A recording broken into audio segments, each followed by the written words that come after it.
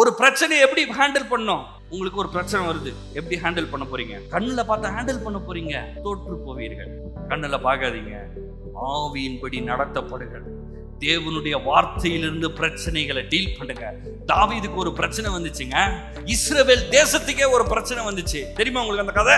எல்லா யுத்த வீரர்களும் செய்கிற மிகப்பெரிய வேலை என்னது? பயந்து ஒளிந்து கொண்டிருக்கிறார்கள். ஒரு சின்ன பையன் வரான், ராஜா இல்ல, ராஜா என்கிற உணர்வை உடையவன். அவன் சொல்றான், அவனை அடிப்பேன், அவன் தலைய வெட்டுவேன், வெட்டி பறவைகளுக்கு சாப்பாடா நான் போடுவேன், நீ வேணா பாரு. கத்தியே இல்லாம போறான், ஒரு கோழியும் கல்லையும் எடுத்துட்டு. அவன் கேட்கறான், டேய் நான் நாயான்றான். கரெக்டா சொல்றேன், நீ நாய் தான், நீ நாய் தான். அவனை அடிக்கிறேன் பாரு, அவன் தலைய வெட்டுறான் பாரு. கத்தியே இல்லை, எப்படா வெட்டுவேன்?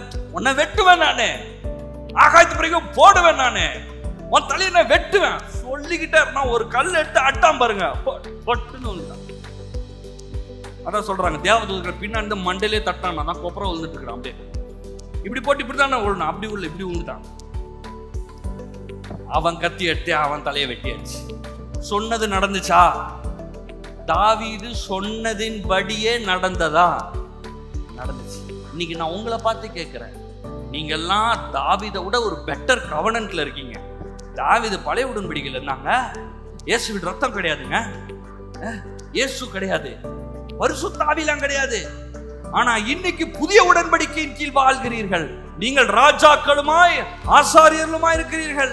இயேசுவின் ரத்தத்தினாலே நீதிமான்களாய் இருக்கிறீர்கள். நீங்கள் சொன்னால் சொன்னபடி ஆகும். பரிசுத்த ஆவியானவருடைய அபிஷேகத்தில் நீங்கள் நிறைக்கப்பட்டிருக்கிறீர்கள். அப்ப நீங்க சொல்லி ஏதாவது நடக்காம இருக்குமா? நடக்காம இருக்குமா? நிச்சயமா நடக்கும்.